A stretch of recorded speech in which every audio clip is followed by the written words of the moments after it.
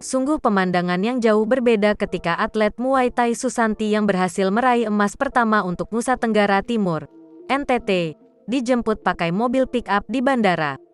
Dengan pemandangan ketika Saipul Jamil mantan tersangka pencabulan dijemput pakai mobil mewah Porsche. Perlakuan yang tak biasa diterima atlet Muay Thai PON Papua asal NTT ketika tiba di bumi Flobamora. Susanti Ndapataka, peraih medali pertama bagi NTT di PON kali ini tanpa sambutan dari Pemprov NTT di Bandara El Tari, Rabu tanggal 6 Oktober tahun 2021 pagi. Susanti didampingi pelatihnya.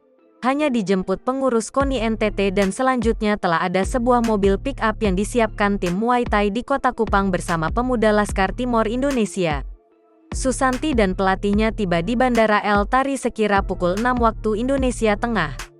Usai penjemputan, Susanti dan pelatih serta pemuda dari LTI masih nongkrong di area parkiran Bandara El Tari. Susanti ditemani ayah dan ibunya, bersama dua adiknya. Tak ada yang istimewa dalam penjemputan perempuan asal Sumba ini. Sementara, pedangdut Saipul Jamil bebas dari penjara.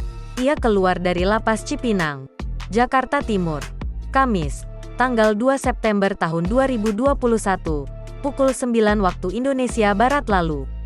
Saipul Jamil meninggalkan Lapas Cipinang sekitar pukul 9.30 waktu Indonesia Barat menggunakan mobil Porsche merah, yang dikemudikan pedangdut Indah Sari. Jangan lupa subscribe, share, komen, dan like ya!